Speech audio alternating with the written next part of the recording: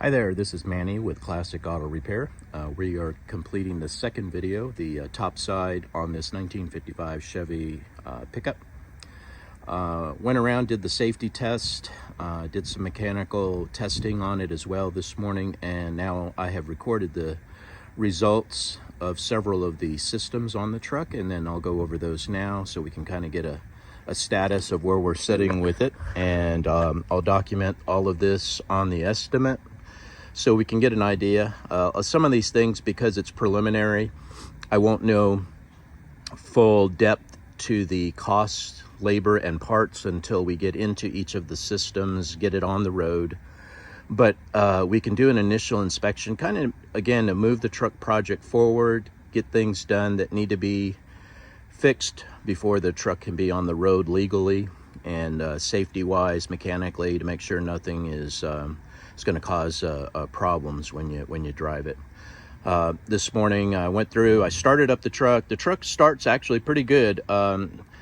We talked about a carburetor on it. It's something we can look at. I believe it is getting over-gassed as far as too much fuel mixture, which is fouling out the plugs. So we may recommend there. I'll show you some options as to what carburation we would use on this truck based on the CFM specifications. But I'm gonna go ahead and just start off on my inspection report, and I'll take you through what I have found. Let's just go ahead and start from the very top of the form. Electric fan, I did a test to make sure that it comes on. There is a switch right here, and it does activate the fan, so that's in good shape. Again, the radiator could be increased, something you may want to look at in the summertime or when you add air conditioning.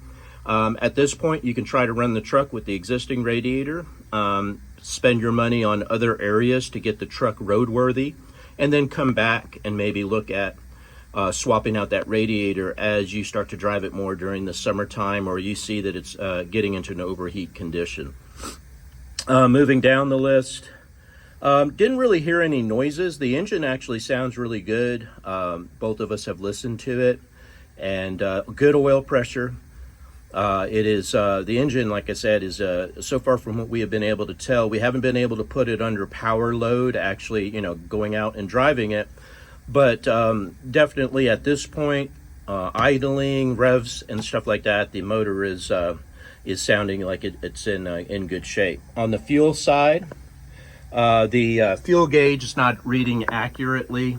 Shows that it has like a 3/4 tank, and we put 5 gallons in it, or 4 gallons, just to get it started, because it was actually empty, even though that it does show fuel. So that is something that needs to be addressed if you want to know how much gas you have in the tank. So that's what I noted, not accurate. Temperatures. Temperature gauge is reading good over here on the temp side. It's actually reading the way that it should. I've been running it this morning, and the temperature gauge is moving and looking good. Oil pressure looks good as well. RPMs on the tach are registering. Voltage is working. Now that we hooked up a second battery on it, we connected a donor battery on the truck just to get it up and running, and so far it's started. No problems with the new battery. I also excuse me. I also did a on my report, I ran a electrical test. And what I did there is I connected up here on the front. I have a tool to measure voltage drains on the electrical system, specifically focusing on the alternator to see if it's charging. And we did get a pass on the alternator. It is charging the electrical system and the battery when the engine is running. And when the key is in the off position, there is no drain on the electrical system. So that's good news. That means there's nothing that's being left on, other than I noticed one day some of the lights and stuff get stuck on or off. So I wanted to make sure that headlight switch is not connected correctly. Right now, when you turn the keys to the on position, the park lights come on. So it's something that we need to redo the wiring on the truck to make sure all the circuits are connected correctly.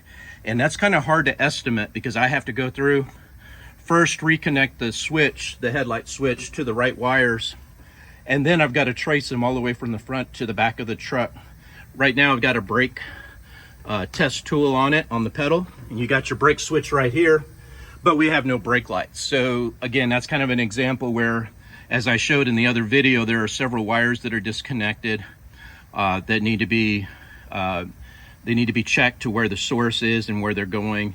I can't really quantify the time, but I will put suggested estimates to kind of get me further along in my diagnostics, and then I can come back to you on what I can do to fix each one of those circuits if that's what you want to do.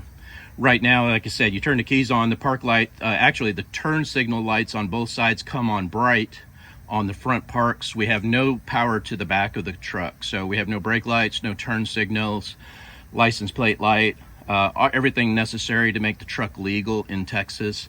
Nothing on the backside is working right now. So again, several hours of diagnostics, fixing, making repairs to get the electrical systems back to where they need to be.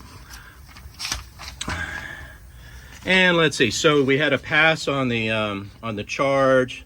Battery drain test is good. Okay. Wipers, you gotta have wipers in Texas on the inspection. Tested those, they do not come on. That's gonna be one of those things again, getting up underneath there. In 55, they had vacuum operated wiper motors. Most people convert them over to electric, and then you gotta switch out the vacuum cable switch. We can look into that if that's something that you want to do. So, and a lot of this, it's going to take a lot of time for me to research parts and options. So first I'll need to know I have the go ahead on spending the time to find those solutions for you, or if you already have a preference or maybe parts somewhere else that you want to install on this truck that I'm not aware of. I have done an inventory on what you have in the bins over here and on the passenger seat, so I kind of know what you've got already there to kind of help me in guiding the different parts needs as we move forward. Going down the list, let's see, so that's all your gauges. Oil pressure gauge is working good, voltage gauge is working good. We went through the headlights. We do have headlights come on, but the high beam, low beam's not working correctly. The no turn signals. We have no turn signals on the truck. And I went through the other things. No hazard lights. That's a little switch over here on the side of the column. That will only work when the turn signals are connected, brake lights are connected and working correctly. There is no horn. You got to have a horn in Texas to pass inspection. The horns I found in the container, you need a horn relay, and if that's up under the dash, I'm not aware of it yet because I haven't got that far. So usually you got to have a horn button. Everything in here needs to be connected correctly. All the contacts, springs, everything needs to be there, or this will not work. If it is in good working order, I can test the bottom of the steering column to the horn wire to make sure that it's activating the ground wire to make this activate. When that's good, then I can go forward with the horn relay, connect the horns, and I can get that function back working the way that it should. All right, let's see, what else do I have? We talked about the exhaust system. I still hear a little bit of popping, but it's only like when you high rev it. I believe that's your mufflers. You have a kind of like glass packs on this exhaust system, so you're going to have that popping regardless of how good I get the engine tuned. But the spark plugs took care of most of the problems in the initial crank up backfiring that it's experiencing. If you put some mufflers under there with some additional sound deadening or what kind of exhaust you want, I would probably run it by my exhaust shop or one of your exhaust shops locally, have them redo the pipes. We talked about that in the past video. Connect some mufflers on it, and that will eliminate that popping noise that I'm hearing from my experience so far without driving it on the road. Brakes, as you can see here, I did a brake test. The brakes are soft, they're going all the way to the ground. So again, as I mentioned before, with the truck setting, you may have some leaking wheel cylinders. I won't be able to tell until the truck is drivable. Then I would like to bleed the brake system, get all the air out of it, and then drive it and see how the brakes are applying. We can pull the drums on the back. I've already checked the fronts, they look good. The backs don't show any leaking right now, but that doesn't mean that they're not already faulted and already there's air in the system. I just won't be able to tell, other than the pedal is soft, it's not hard, and that's usually an indication that you have a leak or air in the system right now. All right, going down the list, visors, we saw those in there. It's not critical to, you know, the inspection, but again, I see that you do have some parts. This is a concern for me, this movement of the door hinge. That little wobble that the door has is because something is loose inside of this hinge here. It's either the weld is broken or the bolts are not tightened. Probably more than likely it's the welds inside of the door. And that's got to go to a body shop to get welded up and fixed if you want to, you know, take care of the sloppiness that's in this door right now. But again, that's something that needs to go to a specialty shop for that kind of a repair. All right, going down my list, let's see what else I have.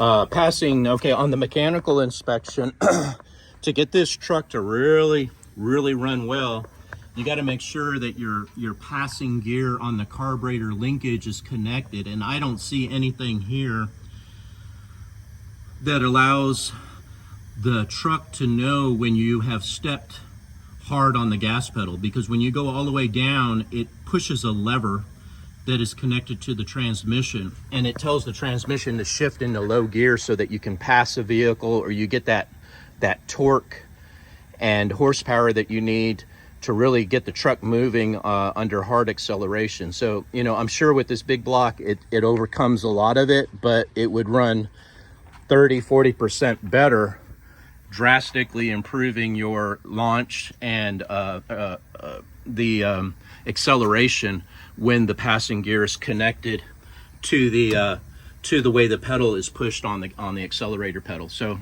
something to look at to make the truck run the way that it should. And that takes a lot, because there's a lot of geometry, a lot of brackets that are missing, and then the levers, there's a lot of different options that I'll have to look at based on the type of transmission you have.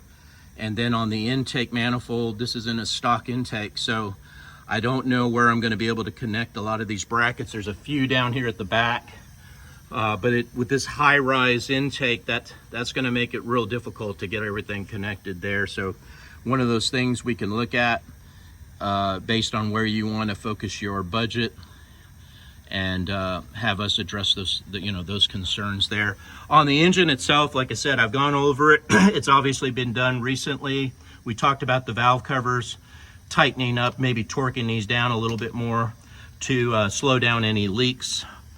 The cabling, we talked about that on the last video. I don't see any leaks on the top side, so that's a good thing. Everything on the top side of the motor is actually looking pretty good from inside here. We again put a temporary battery here just so that we could get the electrical system tested and get the truck to actually start. It is low on transmission fluid, so going into reverse is very slow. So we want to get that fluid level back up to where it needs to be.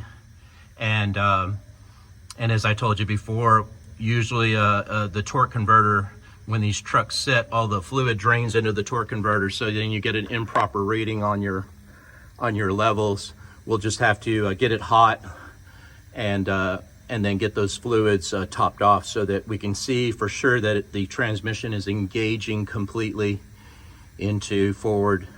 Forward is good, drive is good. It's reverse usually when it's low that you get a hesitation. You got to rev it up to get it to engage. Okay, so heater hoses are looking good. They're connected. You got your bypass here, thermostat housing looks good, no leaking. Fuel pump is working.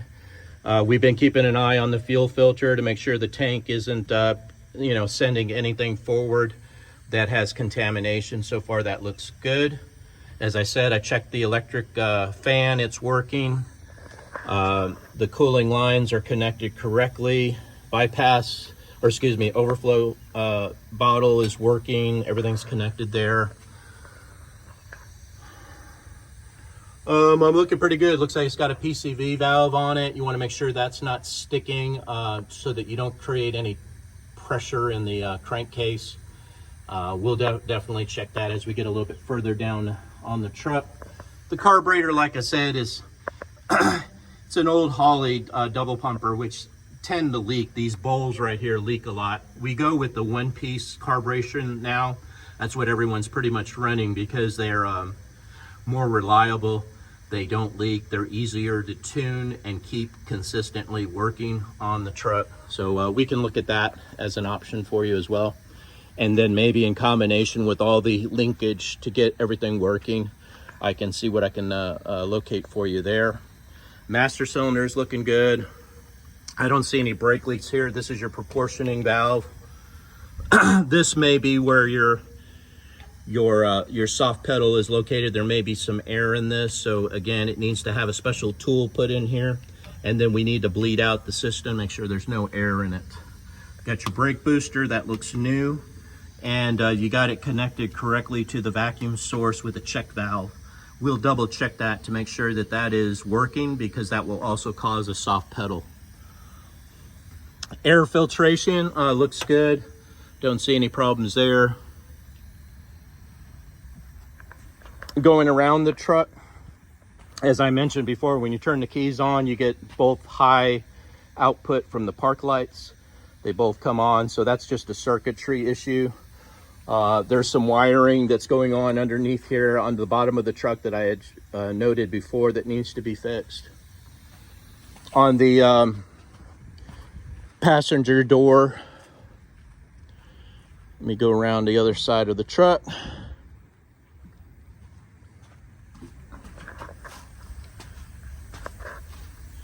On the passenger door, we're missing the window regulator. It's down here. I checked to see if it had the channel roller. It's still in the door, which is a good thing. They usually get lost. We're gonna need to put the regulator in it. I don't know if it works or not, but we can pop it in there. Hopefully I can find some hardware to get everything reconnected on it, and then install the glass, the felts, the channels. We'll just have to see what kind of budget you have. This stuff right here can get very expensive because it's very time consuming to get those, especially when they're not already in there. When I do repairs, it's a much less cost because everything is in there. It's already installed. I know what I'm dealing with. But when they come in boxes, I may be missing rollers. I may be missing, or the regulator may have a bad gear in it. I won't know until I go to do it. Looks like I said, there's some hardware being put in here, and I don't know that that's correct. Like I said, I'm gonna have to look. I don't believe they were beveled like that, and that will cause it to slip and move. It's supposed to be a pan head, if I remember correctly, on these remote door latch regulators. Going through, like I said, it's gonna be kind of estimates, diagnostic estimates, until we get a little bit further in the project, if you want us to help you out with that. Inside of this side of the truck, heater blower does not work. It's something, like I said, you got to decide where you want to spend the money. If you want us to try to get the heating system working, or don't go any further here and then invest in a climate control system that we offer, which is all computer controlled, connects to, it doesn't put any holes in the truck. It's designed for it, and it'll give you heat and air conditioning with defroster. It's all state-of-the-art system. We've been installing them for over a decade, and it's one of our more popular items that we offer. That big hole up there is for a speaker. You may have it somewhere. It's a big speaker metal box, and that's where the original AM speaker was located. And I saw the visor arms were in one of these containers. Audio. Obviously there's nothing here in the dash. It was a radio delete. So you can look at some options to either have something modified and put into the dash. Really not something I want to do as far as cutting this metal up, but they do offer ones that are hidden underneath the seat or in the glove box that allow you to not have to have this. You can have a remote. There's a lot of options when it comes to audio, but we tend to offer only solutions that will fit into the original holes, and then we put aftermarket Bluetooth stereo systems into our customer vehicles. But in this particular case, you don't have any place to put it. So you may want to look at some options there. Again, any stereo shop, custom stereo shop can help you with this, where we can specialize on those things that your classic truck needs that is, you're not going to find anywhere else. So somewhere where you can maybe focus the budget dollars at a stereo shop to get you all set up with your speakers, or maybe you want to tackle it yourself. All right, so I see the door panel here for this side. Again, the glass. Looks like it's got the lower channel on it. I don't know if that was installed correctly and in the right location. It's critical that that metal be in the exact location on the glass for it to work correctly. Hopefully it was done right. Weather stripping looks like it's new and installed on the door. It's got some latches on it. So outside handle is new. So that's good, but you're missing the cat whiskers and your seals. Looks like this one here hopefully isn't bent. I'll have to double check the channels to make sure everything is in good shape there and not installed incorrectly. This is very narrow right up in here. All right, so talked about the wipers, talked about everything under the hood. I think on the outside of the truck, like I said, it's looking in pretty good shape. I think you have it where you want it as far as bumpers, tailgate, taillight housings. Everything's here. Now I just have to check wiring because some of this wiring looks like it's been there a while, or you just got to make sure nothing is shorting out and causing the faults and the failures in the electrical system. We talked about some of these loose hanging wires that need to be traced. I did find a license plate bracket. So it does have a light on it, so we could mount it right here. And then all I got to do is get the park light circuit source wire back here so we can get some park lights and a license plate light. We talked about the ride height. That's probably the most important thing right now. Again, this is a clip off of a late model car, independent suspension. They didn't come with them. They had a solid axle front end, and as a result, our support is very limited on this because this is a custom fabrication. But there are many shops that work on custom suspensions and wheels. And at that point, you can even put airbags on this so that you still keep that cool look when you park it. You can drop the truck down on the ground. And then when you want to go cruising around, you hit a button, it lifts it up to a preset height. And then you're able to turn the front wheels and things like that. So maybe you don't have to change out the wheels on the front, but definitely on the backs, you have to add those spacers because the tires are rubbing on the inside of the bed. So you got to get them pushed out a little bit with a spacer, and hopefully you'll still have enough clearance here, which I think you do. But with a little bit of help from a specialty shop on the suspension side, they should be able to get you where you need to be on this front end. Once that's done, then I can help you out because I need it drivable to do more mechanical help or repairs for you. I got to get this thing on the road where I can drive it, put 50 miles on it on several road tests, and record those results for you and kind of tell you where we're sitting. But like I said, on the exterior, it's looking really good. The bumpers look great. The grill looks really good. Like I said, you may not want to go through the expense of changing out the radiator right now because you'd have to locate all the different parts that you need to get a thicker radiator mounted in here. And that could be a little expensive to get everything mounted. And if this radiator does work for right now, like I said, maybe put that money into a new suspension on the front end to get this front end lifted up the way that you want, or get a new set of wheels on the front with a better offset so that you can turn the truck. Let's see on the top. Really, again, on the outside of the truck, I think we're looking really good. I think you had another handle in there, so something we can look at if you need to replace that one. Last truck I did, I shaved this out and I put a piece of metal, or the body shop did. Again, this doesn't go anywhere. And I think one of the items on your list was the gas tank. It does have an aftermarket gas tank in it. The sending unit might be stuck, or there might be an issue the way that it was installed. But on the filler neck, they make a lot of different pipe ends, and these can be modified. It's going to take some time to find the right one that's going to go into that original hole that's already been made in there. But we need to see about maybe if that's of interest to you to get that lowered down and flattened onto the so that it's not getting hit.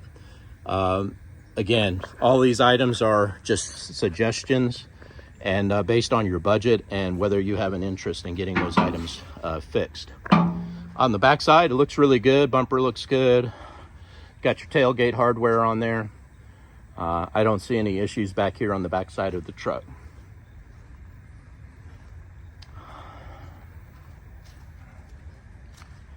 If you need help with the interior, carpeting, things like that, just let me know. There are several upholstery shops that we use. I can refer you to them. They have some great headliners that they can mount in there. The dome lights I can take care of if you need. You got to have wiring, and it looks like you have it up here. And the 55s did not have a door switch. What they have is in the headlight switch. You turn it all the way to the left, and it turns the dome light on. But all that circuitry and wiring's got to be connected to the headlight circuits if that's something that you want me to address, so you have illumination at night. Or on the last 57 Chevy truck, what I did is I put a toggle switch in here and ran a flip switch and just connected it to the power, to the ignition, and that gave them the ability to flip the dome light on when they wanted it. One of the items that was mentioned was the shifter, and we talked about putting a boot on this so that you're not getting the exhaust fumes up in here. This is a low-car shift assembly, which is a very nice one. These are the top end shifting assemblies, custom ones that are offered. I've put in a lot of low-car items, whether they're kick-down switches or throttle, gas pedals, things like that. Low-car makes some really good stuff, but what we need to check is with them to see if they have any kind of switch indicator that tells you which gear you're in. With it not being a column shift, you've lost that little needle that tells you whether you're in reverse or drive or what gear you're in. And there may be some custom options out there that connect to the excuse me that connect to the gear shift lever at the transmission, that connect to a device that will tell you whether you're in park, reverse, neutral, drive, but I'm not aware of them. I've never installed one at this point, so I can only offer the services that we know that we can perform, and at this point, I don't really have a solution for you. You may want to make some kind of a needle right here with maybe a little base plate that has all the indicating gear selections, and then right here you could tell, maybe put a light on it for nighttime driving, and you could tell exactly based on this lever moving what gear you're in. But this is going to be custom fabrication, not something that I'm comfortable doing here at the shop. Again, we focus on things that we have done and that we can replicate and do for our customers. You're going to just have to find a fabrication shop that if you want to do something that's a little more custom like that. But as far as the original stuff and helping you out with things that we can do mechanically, I think that's pretty much all of our items on the list at this time. And we can probably keep adding addendums and revisions to the estimate as you bring the truck to us to do other items. You get the suspension fixed, and then again we can get it out there on the road, see how the drivetrain is holding up. But like I said, real good truck, really cool project. I think you will have a really neat ride, and it should be pretty dependable over the course of about 6 to 8, maybe 12 months of doing these projects on the electrical system, the brake system, the cooling system. I mean, every system needs work on this truck right now. And you can have easily on this truck, if we were doing everything that we needed to do on this easily, just off the top of my head, somewhere between 15 to 25,000 for us to get it where it needed to be. So it's an investment, and that's one of those things you need to kind of decide as we work together as to what you would like us to tackle, and we'd be happy to help you out. Okay, this is Manny with Classic Auto Repair. Hope you enjoyed watching.